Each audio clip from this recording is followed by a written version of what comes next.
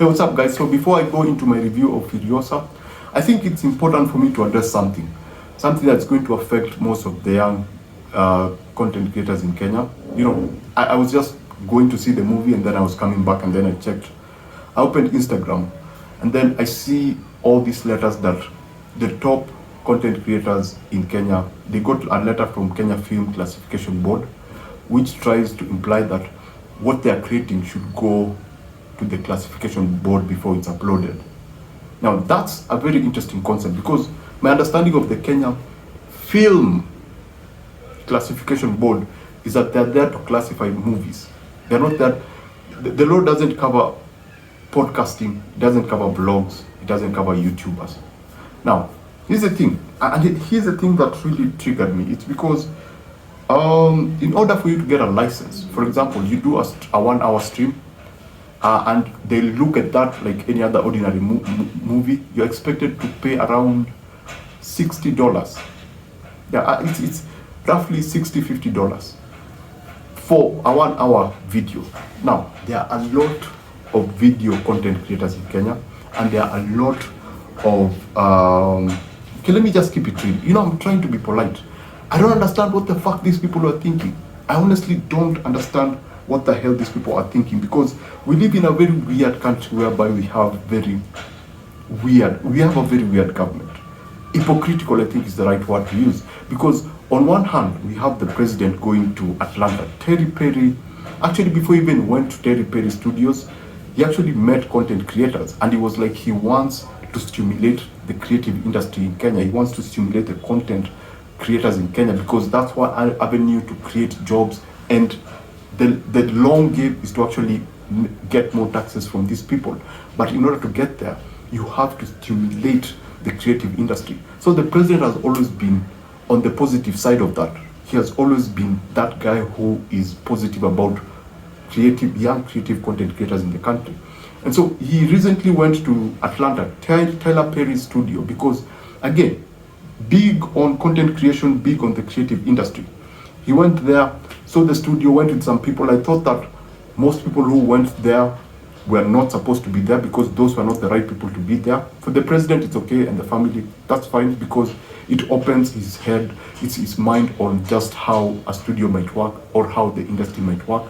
But the entourage should have been made more of creative people, more of the creative Kenyan producers and potential investors. Anyway, that's not the story. So the president goes there, he's big on, promoting the content creation in the country.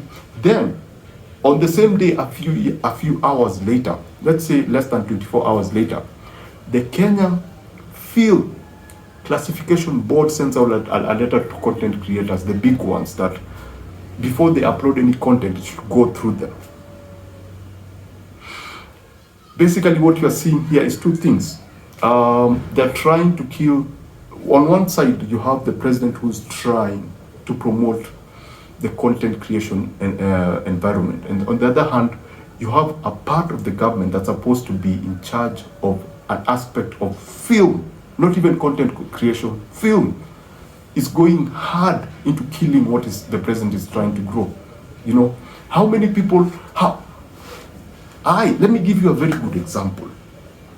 I have a day job. I love movies.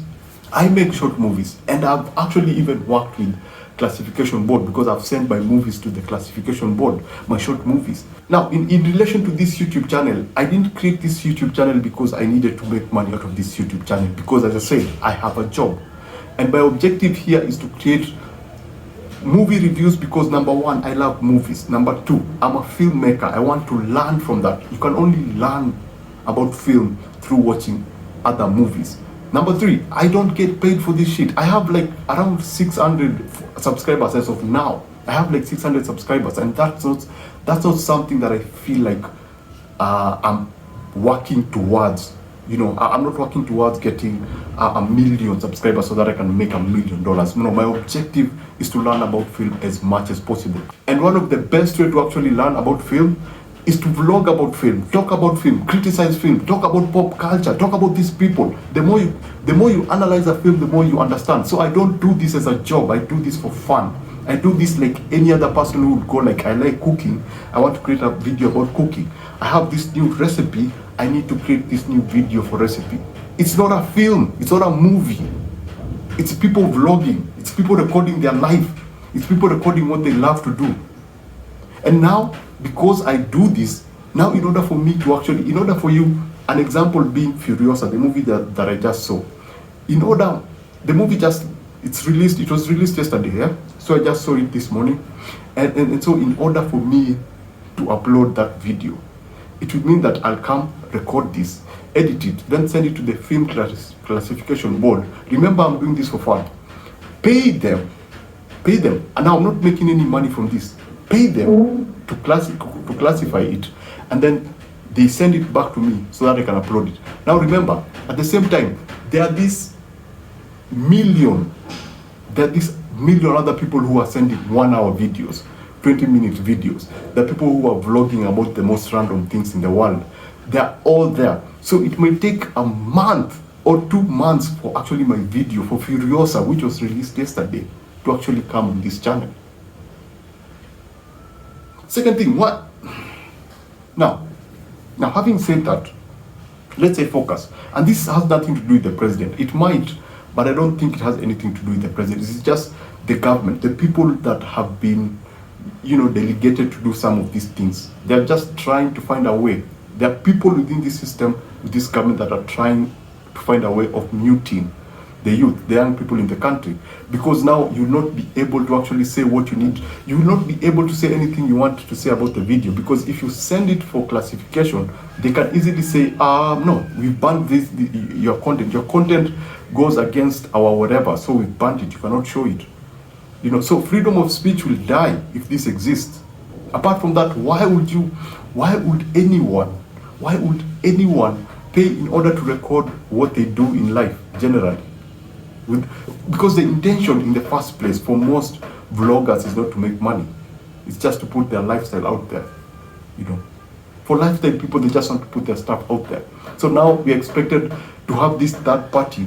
Now this is the government, and oh my goodness, what fascinates me about this is that even Google, the company that gave us YouTube, even Instagram, Meta, the country that gave us Meta and Instagram, which is the US, they don't do this shit. Who the hell came up with this idea? I mean, how is it possible that they cannot differentiate between film, movie making, and vlogging and podcasting? Those are two different things. Anyway, you know what?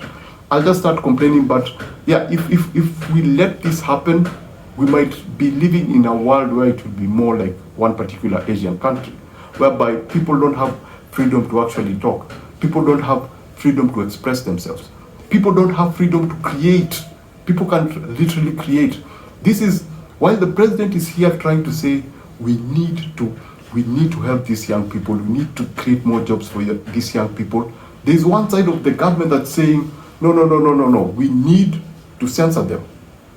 That's literally what they're saying. We need to censor them. We need to prune them before they grow, because it means that even for that broke young person somewhere in the ghetto who's just making video in order to make money out of those videos through YouTube, they're not going to be able to do that, because in order to upload that video, they'll need to pay for it with money that they don't have in the first place. So this for me was very, very fascinating, and even the logic of doing this. If someone was to say stream on Twitch, how the fuck is that supposed to work? Do you stream while the KFC is still watching? How the hell do you handle that? We live in a very different world where technology is evolving very fast, but yet the people who are employed to run these things are foresights. They're people who come from a totally different time, people who cannot come up with new ideas. Let's call it for what it is. Let's just say what it is, because we know it is what it is. Some of the people who are employed there just come, get their salaries, and go home. They actually don't care about what they do. They just, what am I supposed to do? This is what I'm supposed to do. Do we need to come up with new ideas? No, we just do what we're supposed to do. Because they've been unable to stimulate the Kenya film industry, so now they have to go for the vloggers, because now they think that's where the money is. If they really wanted to make Kenya film classification board really make money, one of the things would be, number one, make movie making here cheaper in Kenya. Number two, make licenses cheaper in Kenya. Number three, do what the president is doing. Try to create a vibe whereby the idea of investing in film is a thing. Make film look like do what Nigerians do. Encourage people to make film everywhere, so that we can have a saturation of local production.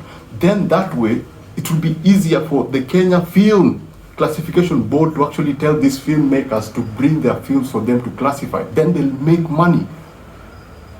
Because you've been unable to stimulate this industry so much, doesn't mean that you have to come for people like us. It doesn't mean that you have to come for people on YouTube because you cannot come up with new ideas to actually stimulate what you're supposed to be doing. So yeah, basically that's it. If this actually happens, you will not see my channel, because what's the point? What's the point of reviewing a movie that came out yesterday for my review to come out the next 3 or 6 months? What's the point of me doing this for fun but having to pay so that I can actually upload it? What's the point? Anyway, I'm sorry. So that's my video. I just wanted to talk about that. And I urge all other Kenyan content creators, not filmmakers, because Kenya Film Classification Board, you should be going for filmmakers, not content creators. There's a difference between filmmaking and content creation. I think that that line needs to be drawn. So for people who, for content creators out there in Kenya, guys, you just need to stand up and say something. Whether they apologized or not, we don't care, because this is what they do.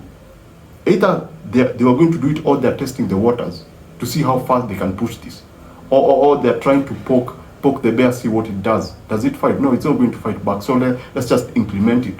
So people, if you have a young YouTube channel, you have 200 followers, you just need to stand up and say what you think. Stand up and say what you feel, because this is how I feel.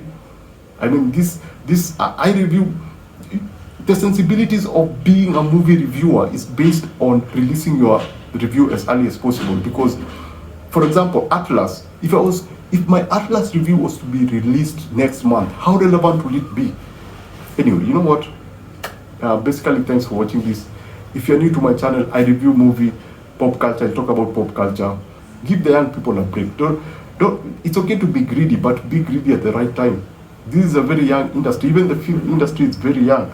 And the film industry has always been suppressed by this idea of trying just to make something so expensive for local filmmakers, man. Why don't you scrap all the licenses for Kenya filmmakers?